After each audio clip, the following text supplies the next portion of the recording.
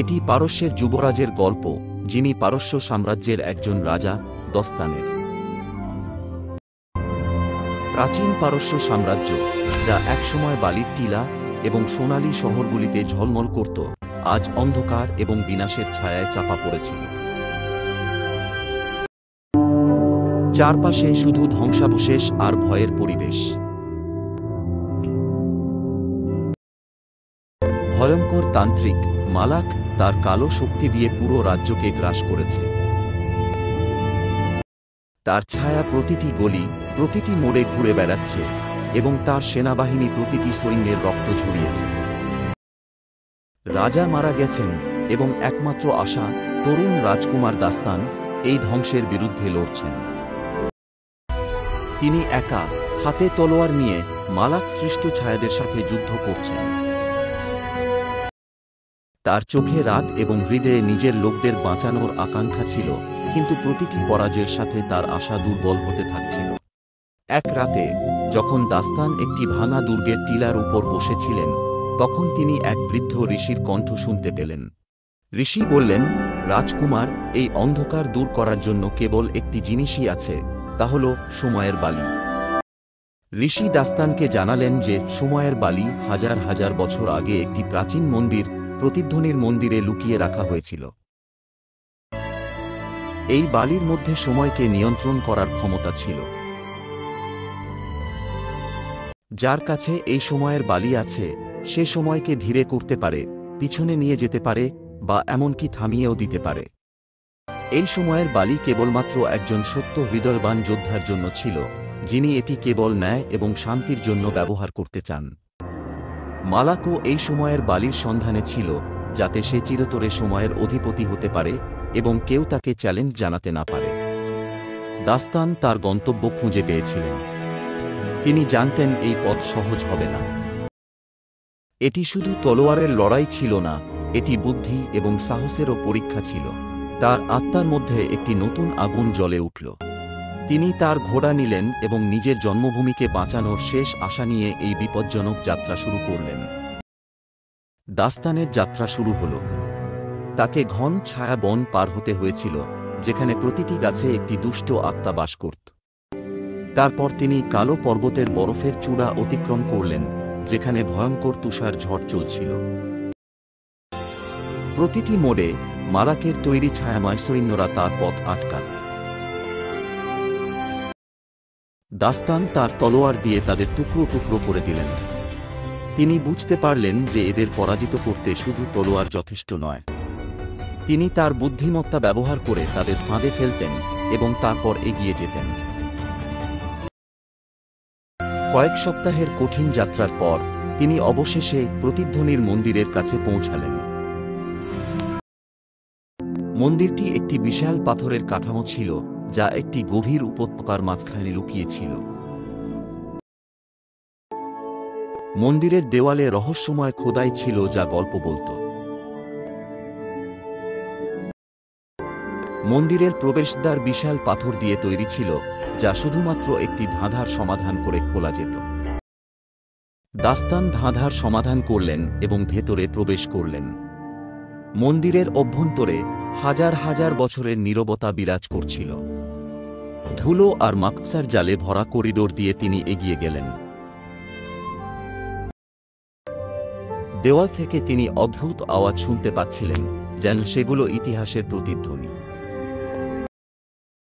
হঠাৎ তার সামনে একটি বিশাল পাথরের গোলম দাঁড়িয়ে গেল। এটি মন্দিরের রক্ষক ছিল। গোলম বলল, এই সময়ের বালি কেবল সেই নিতে পারে যে তার শক্তিকে সময়ের চেয়েও ঊর্ধ্বে মনে করে। গোলম তার উপর পাথর ছুঁড়তে শুরু করল।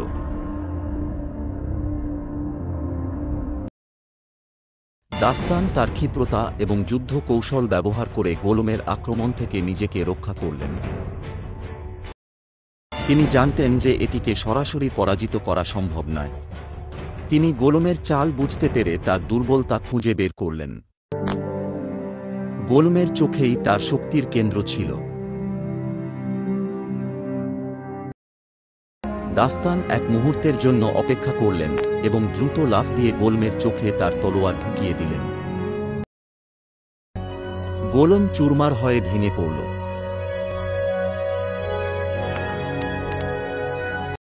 গোলনটি পড়ে যাওয়ার সাথে সাথে মন্দিরের কেন্দ্রস্থল খুলে গেল। একটি জ্বলন্ত আলোতে সময়ের বালি বাতাসে ভাসছিল। একটি বিশাল বালির ঘড়ির ভেতরে সময়ের বালি প্রবাহিত হচ্ছিল। দাস্তান যখন হাতে একটি খঞ্জর নিয়ে সময়ের বালি স্পর্শ করলেন, তখন তার পুরো পৃথিবী বদলে গেল। সময় ধীর হয়ে গেল। তিনি প্রতিটি বাতাসের ঝাপটা, প্রতিটি ধুলোর কণা এবং তার হৃদস্পন্দন খুব ধীরে ধীরে শুনতে পাচ্ছিলেন। তিনি সঙ্গে সঙ্গে রাজধানীর দিকে ছুটে গেলেন। মালাক তার কালো সিংহাসনে বসেছিল এবং তার সেনাবাহিনী রাজধানী ঘিরে রেখেছিল। দাস্তান দেখলেন যে মালাক তার কালো শক্তি জড়ো করছে যাতে সে পুরো রাজ্যকে চিরতরে অন্ধকারে ডুবিয়ে দিতে পারে। দাস্তান চিৎকার করে মালাককে চ্যালেঞ্জ জানালেন, মালাক, তোমার সময় শেষ। মালাক তার চোখ খুলল এবং তার চোখ থেকে অন্ধকার বেরোচ্ছিল। সে হাসল, তুমি একটি শিশু, দাস্তান। আমার সাথে লড়াই করার শক্তি তোমার নেই। মালাক তার হাত থেকে কালো আগুনের গোলা ছুঁড়ল, কিন্তু দাস্তান সময়ের বালির শক্তি দিয়ে সময়কে ধীর করলেন এবং সেই গোলার মাঝখান দিয়ে পেরিয়ে গেলেন। দাস্তান তার তলোয়ার দিয়ে একটি দ্রুত আঘাত করলেন। মালাক তার ছায়ার ঢাল দিয়ে নিজেকে বাঁচাল। এই যুদ্ধ কেবল দুজন যোদ্ধার মধ্যে ছিল না, বরং আলো এবং অন্ধকার, আশা এবং হতাশার মধ্যে ছিল। দাস্তান কখনো সময়কে খুব দ্রুত করতেন, আবার কখনো খুব ধীর। তিনি এক মুহূর্তে মালাকের কাছে থাকতেন এবং অন্য মুহূর্তে 10 ফুট দূরে। মালাক তার শক্তি ব্যবহার করে মাটি ফাটিয়ে দিত, আর দাস্তান সময়কে পিছনে নিয়ে সেই ফাটলগুলি থেকে নিজেকে রক্ষা করতেন। মালাক একটি বিশাল কালো ছায়াকে ডাকল, যা দাস্তানকে গিলে ফেলার জন্য এগিয়ে গেল। দাস্তান সময়ের বালির পুরো শক্তি ব্যবহার করলেন এবং সময়কে পুরোপুরি থামিয়ে দিলেন। সবকিছু থমকে গেল। পাখিগুলো বাতাসে থেমে গেল এবং মালাকের ছায়াও জমে গেল। দাস্তান এক মুহূর্তের জন্য সময় পেলেন। তিনি দেখলেন যে মালাকের বুকে একটি উজ্জ্বল রত্ন ছিল, যা তার শক্তির কেন্দ্র। দাস্তান তার তলোয়ার তুলে দ্রুত মালাকের দিকে এগিয়ে গেলেন। তিনি তার তলোয়ার দিয়ে সেই রত্নটিতে আঘাত করলেন এবং এক মুহূর্তে সময় আবার চলতে শুরু করল। মালাক একটি যন্ত্রণাদায়ক চিৎকার করল। তার শরীর বাতাসে উড়ে গেল এবং ছোট ছোট কালো টুকরোগুলিতে ভেঙে ছড়িয়ে পড়ল। তার কালো শক্তির সাম্রাজ্য তাসের ঘরের মতো ভেঙে পড়ল। রাজধানীতে অন্ধকার কেটে গেল এবং সূর্যের প্রথম রশ্মি আবার ঝলমল করতে শুরু করল। লোকেরা তাদের ঘর থেকে বেরিয়ে এসে দেখল যে দাস্তান জয়ী হয়েছেন। তারা রাজকুমারের জয়ধ্বনি করল। দাস্তান জানতেন যে এমন শক্তি কেবল তখনই ব্যবহার করা উচিত যখন পৃথিবীর উপর বিপদ আসে। পারস্যের মাটিতে এক নতুন যুগের সূচনা হল। দাস্তান তার রাজ্যকে আবার গড়ে তুললেন এবং সময় আরও একবার তার পথ নিল, কিন্তু এইবার শান্তি ও সমৃদ্ধির সাথে। বাহ, খুব ভালো, দারুণ মজা, তাই না? যদি এই ভিডিওটি আপনার ভালো লেগে থাকে তবে আমাদের চ্যানেল টুন মাস্তি বাংলা-কে লাইক এবং সাবস্ক্রাইব করে পাশে থাকুন।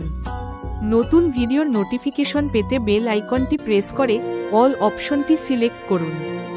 দেখা হচ্ছে পরের ভিডিওতে।